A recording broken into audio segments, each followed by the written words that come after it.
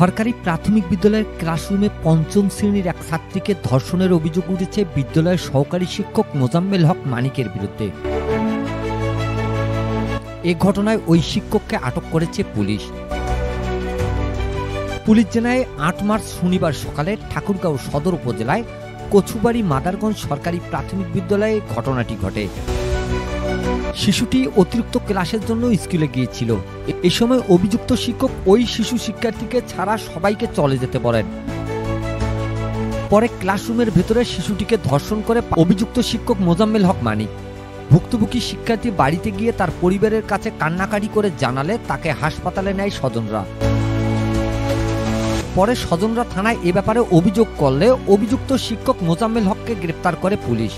ঠাকুরগাঁয়ের police super Sheikh Zahidul Islam গণমাধ্যমকে জানান, অভিযুক্ত শিক্ষককে আটক করা হয়েছে। তদন্ত সাপেক্ষে আইনি ব্যবস্থা নেওয়া হবে।